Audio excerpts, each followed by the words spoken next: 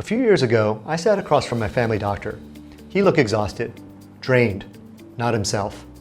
He told me he was leaving the clinic. I asked him, "Are you burned out?" He looked at me and said, "Are you kidding?" "Yes." And in that moment, I realized I was looking at my future. At the time, I was a full-time hospitalist. I was working long shifts, constant interruptions, charting late at night while my family waited for me to come to bed. I was making good money, but I had no control, no time for myself or my family, no end in sight. And I realized something. I realized this wasn't sustainable, not for me, not for my colleagues, not for doctors across the country. So my wife and I did something different. We made a decision. We decided to start investing in real estate. Not as a hobby, not because it sounded interesting, but because we needed a way out, a way to buy back our time and build a life where we weren't trapped in a broken system. 3 years later, we had built a portfolio of over 45 units. We reached financial freedom. Fast forward to today, we now own 185 of our own doors, and we have syndicated more than 2,400 doors. And over the last 8 years, we've helped thousands of doctors and high-income earners do the same. What I'm about to share with you in this video are the 7 money rules that made that possible. These aren't tactics or hacks. These are rules that change our thoughts and our actions. Big shifts we made in our beliefs about what's possible that allowed us to escape burnout, take back control, and live life on our terms. These are the rules we wish we knew when we first got started investing in real estate.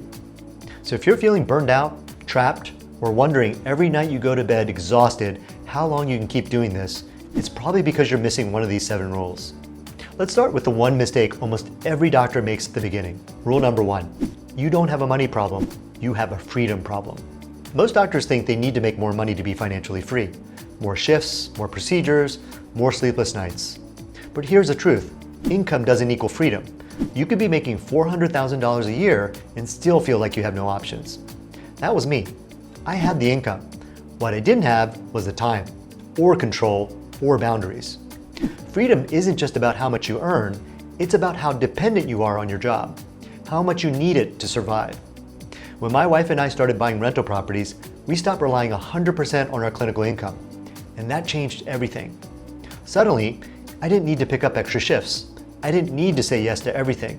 I could say no from a place of strength, not fear. You don't need more money. You need leverage, and leverage is how you buy your freedom. But once you see that clearly, a bigger question shows up. If freedom matters so much, why does medicine make it feel so hard to achieve? Rule number 2, the system isn't broken, it's working exactly as designed. Medicine is exhausting not by accident, but by design. Long shifts, increased patient loads, EMRs, administrative creep. It's a slow grind that wears you down over time. We keep hoping it'll get better, that leadership will change, that the system will change. But let's be real, if you've been in medicine long enough, you already know the truth. It's not changing anytime soon. The system isn't designed for your well-being.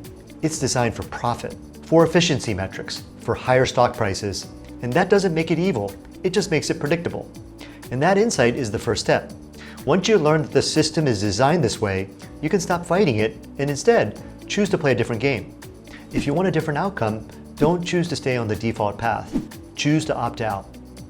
That doesn't mean quitting medicine tomorrow. It means building leverage outside the system so that you're no longer at its mercy. With leverage, how you practice medicine becomes a choice, not a trap. Freedom doesn't come from waiting for change. It comes from building it yourself. It comes from creating options outside of medicine. And once you start thinking that way, the most valuable asset in your life becomes obvious. Rule number 3, time is your most valuable asset. Buy it back first. We all say time is precious, but most doctors trade it away for money every single day. Nights, weekends, holidays. You know the drill. Canceling date nights, missing birthdays on the weekends, and how about those vacations with friends and family? I remember something my wife Leti and I used to do. We had to schedule what we call laka days. Literally, days blocked off on the calendar just so we can spend time together. And we had to schedule them months in advance. That's not freedom. We didn't go into medicine to live like that. When we started buying cash flowing rentals, we were finally able to stop trading time for money. And guess what? We didn't need to schedule laka days ahead of time. We got our lives back. We didn't go into medicine to live like we were always behind. Money matters, but time is the only asset you can never earn back. And once you value time properly, you start noticing something else. Some people seem to protect their time without any effort, which leads to the next rule.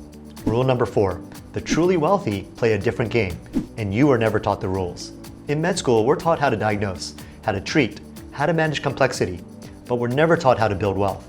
We're told to max out our 401k, save what we can, and maybe retire at 65 if everything goes to plan. That's the employee playbook. Meanwhile, wealthy people are playing a totally different game. They use leverage, they use tax strategies, they own assets, and their time is no longer directly tied to their income. Once we realized this, we stopped following the employee playbook and we started learning the wealth playbook. Real estate was our entry point. It wasn't easy at first, but it was learnable.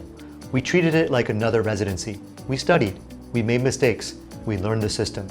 And just like medicine, once we understood the rules and learned the system, we started getting real results. There's an entire financial system most professionals never touch. There's a whole world of financial tools out there, and you can learn them. Most doctors just never get shown how to use them.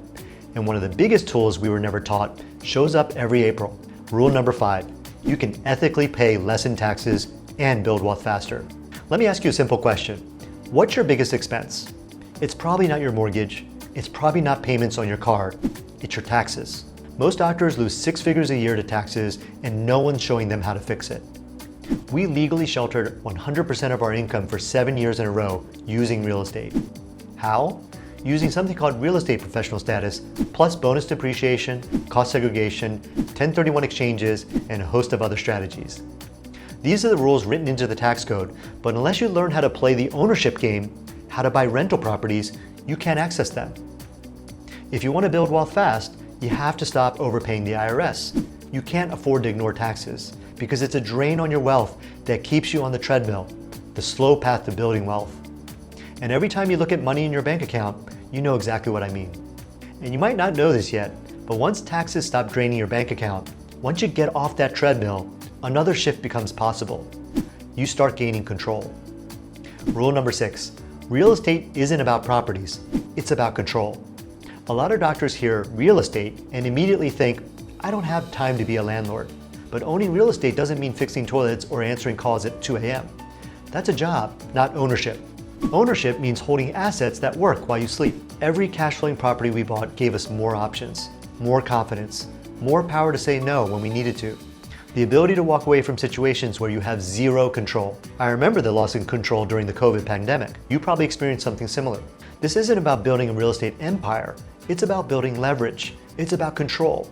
You don't need 100 units. You just need enough to tip the scales and change the power dynamic in your life. Once that happens, everything changes. Rule number 7, freedom isn't a dream, it's a decision. If you're a doctor watching this, you might be thinking, that's great for you, Kenji, but I don't have time.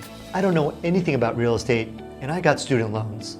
Trust me, we had all the same doubts. We were working, we were full-time hospitalists, we were afraid of making mistakes, we had a lot of concerns about having enough money to invest. We worried that we didn't know enough. The turning point wasn't having enough knowledge. It wasn't having the money saved up. It wasn't overcoming the fear. It was a decision, deciding that we weren't going to spend the next 30 years living on someone else's terms. That decision changed everything. Today, we're financially free. We travel, we spend time with our kids, and we help other doctors get out too. Freedom isn't a dream, it's a decision, and you get to make it. If any part of this resonated with you, I want you to know something. You're not alone, and you're not stuck. Thousands of doctors and high-income earners are already on this path to freedom. You can be one of them, but none of them started with more time, more knowledge, or more confidence than you.